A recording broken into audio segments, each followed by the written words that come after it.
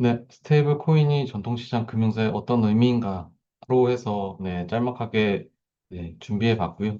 해당 내용은 네, 개인적인 해석과 판단에 의한 자료여서 네, 객관적인 자료가 아님을 먼저 말씀드립니다. 네, 보시는데 참고 부탁드립니다.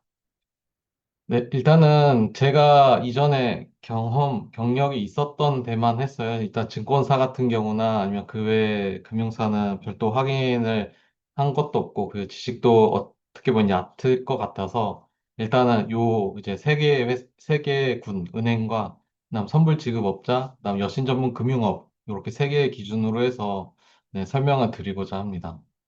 그래서 이제 은행은 대표적으로 이제 은행법에 의해서 저희가 이제 보통 관리가 된다라고 생각해 주시면 될 것 같고, 네, 저희가 잘 알고 있는 네이버페이나 카카오페이는 전자금융거래법에 의해서 관리가 되고 있다라고 생각해 주시면 될 것 같고요.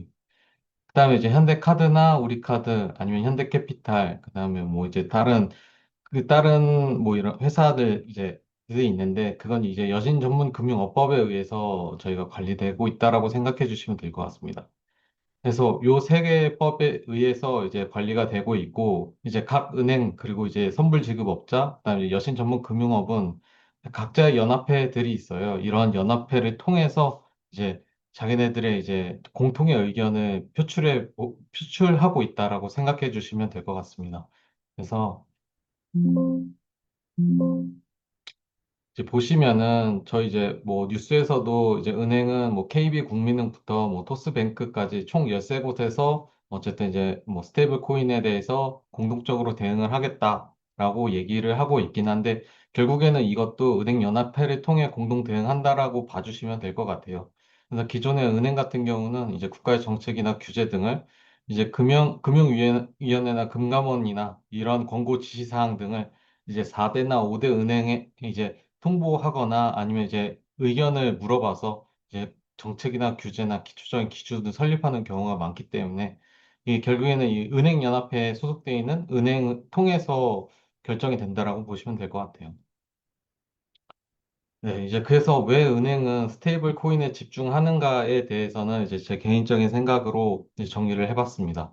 은행은 돈을 버는 방법은 크게 총 세 가지가 있습니다. 이제 가장 큰 거는 이자 차익이고, 그 다음에 수수료 수익, 투자 수익이 있거든요.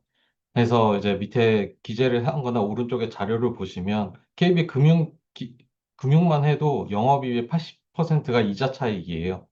네, 결국에 그리고 수수료 수익이나 투자 수익 같은 경우는 최근 금감원 민원이나 아니면은 이제 좀 소비자 보호 쪽을 보자면 결국에는 이제 그런 끼어 팔기나 아니면 이제 불안전 판매 등이 점점 강화되고 있기 때문에 결국에는 은행은 이자 차익으로만 집중할 수밖에 없는 상황이거든요.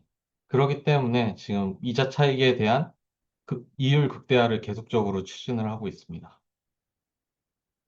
그래서 기존에 있던 은행들은 애초부터 CBDC를 시작을 했었기 때문에 이제 주요 5대 은행끼리 진척을 해놓은 상황이었고, 결국에는 이제 최근까지 이제 파일럿 테스트 프로젝트 한강을 통해서 이제 뭐 토큰 예금이나 아니면 CBDC를 통해서 계속 준비를 하고 있었어요. 결국에는 이 CBDC를 하고 있었던 거였고, 이걸 결국에는, 네, 죄송합니다. 네. CBDC에서 스테이블 코인으로 변경한 것뿐이지 은행의 기조는 변경되지 않았다고 제가 보고 있습니다.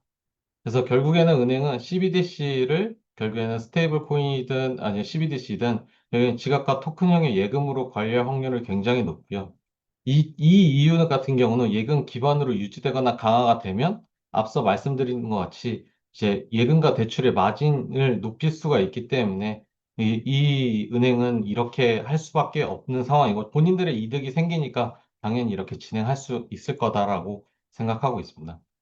그리고 결국에는 뭐 예금과 대출의 마진을 일으키기 때문에 어쨌든 은행도 이제 스마트 계약 기반의 조건부 대출을 당연히 진행을 할 거고요. 그리고 어쨌든 이제 CBDC는 스테이블 코인이든 거래 정보 추가 획득 가능에 따라 새로운 상품이 개발 가능하기 때문에 은행은 이 기회를 절대 놓치지 않을 거라고 생각하고 있습니다. 네. 그러면은 이제 은행이 스테이블 코인을 한다라고 얘기를 하는데 왜 한국 은행은 은행이 해야 된다라고 얘기를 하냐라는 거는 결국엔 모든 은행은 이제 세 가지에 의해서 이제 저희 관리가 되고 있습니다. BIS 기준 자본 적정성 비율과 레버리지 비율, 그리고 개별 여신의 한도에 따라서 이 대출의 그 한도를 정하고 있긴 하는데요. 그것 때문에 결국에는 한국은행에 의해서 모든 은행들이 조정이 되기 때문에, 그러니까 관리가 되기 때문에 한국은행 입장에서는 네, 당연히 은행이 이 스테이블 코인을 네, 해야지 어쨌든 이 스테이블 코인 자체가 제도권 안으로 들어올 수 있다라고 판단하고 있는 거죠. 그렇기 때문에 네, 은행은 스테이블 코인을 하려고 하는 거고, 그렇기 때문에 한국은행은 은행이 스테이블 코인을 한다고 주장을 하고 있는 상황입니다. 그러면 선불 지급업자 카카오페이랑 네이버페이는 왜 하려고 하냐라고 얘기를 하고 있는데, 앞서 말씀드린 핀테크 산업협회가 있긴 하지만 다른 금융업권에 비해서는 결속력이 굉장히 떨어집니다.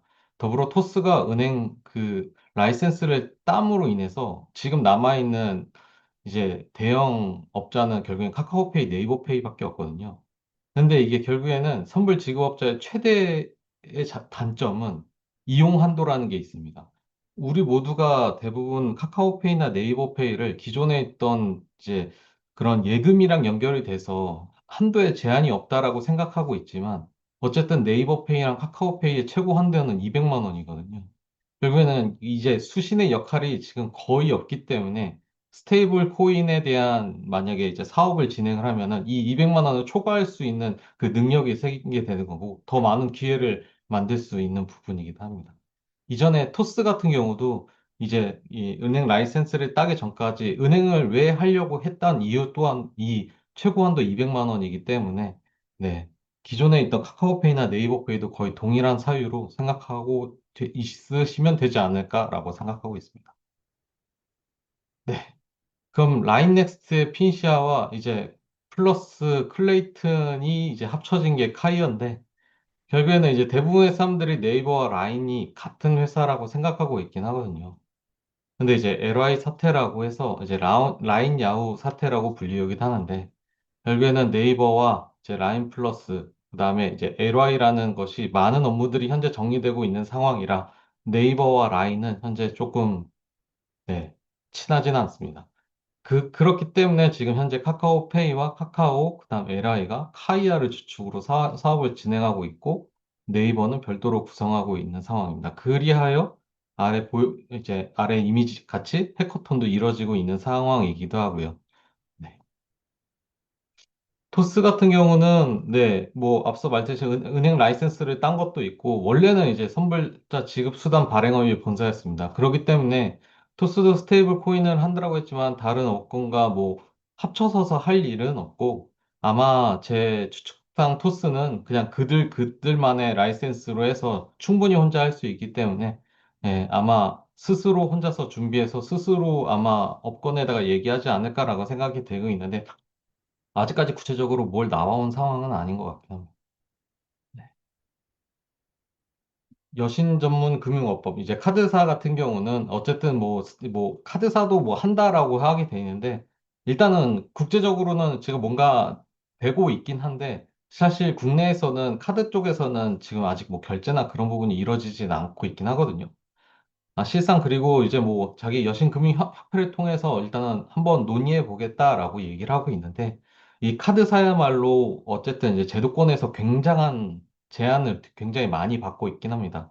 이전에도 NFT 카드 결제가 잠깐 된 적이 있었다가 갑자기 취소가 싹 된 적이 있었어요. 그것 또한 이제 제도권에서 하지 말라라고 얘기를 해서 바로 취소가 된 상황이었거든요. 결국에는 카드사 같은 경우도 기존의 제도권, 그러니까 정부나 아니면 이제 그런 금융위 금감원에 대한 눈치를 굉장히 많이 보고 있기 때문에 아직까지 약간 움직임을 안 하고 있는 상황이지 않을까라고 생각이 되고 있습니다. 실질적으로 기사도 거의 없는 상황이고. 네. 일반 기업 같은 경우는 이제 법인 계좌를 개설할 수 있는 상황이긴 합니다. 일단은 뭐, 업비트부터 시작해서 이제 코빗도 최근 기사가 나오기도 했고, 이제 어쨌든 올해는 이제 비영리 법인 대상으로 해서 이제 그런, 네, 법인 계좌를 만들기로 일단은 합의를 했고요. 이 부분 같은 경우는 기존에 있던 거래소, 업비트나 아니면 빗썸에서 일단은 법인 계좌 개설을 원래는 요청을 했었으나, 어쨌든 정부에서는 아직까지는 무리다라고 얘기가 나온 상황이었고, 그럼 비영리 법인까지만 먼저 해결해 달라라고 얘기를 해서 올해 초부터 이제 시작되게 된 거고요. 이러한 거래를 통해서 이제 법인 계좌 개설과 그다음에 비영리 법인에 대한 것이 뚫렸기 때문에 이제 영리 법인까지 넘어가는 건 시간 문제다라고 빗썸과 업비트는 생각하고 있기 때문에 아마 이제 일반 기업에 대한 이제 그런 스테이블 코인에 대한 거래는 조만간 아마 내년쯤이나 내후년쯤 아마 이제 되지 않을까라고 판단하고 있습니다. 생각보다 많이 짧아서 네, 이사입니다.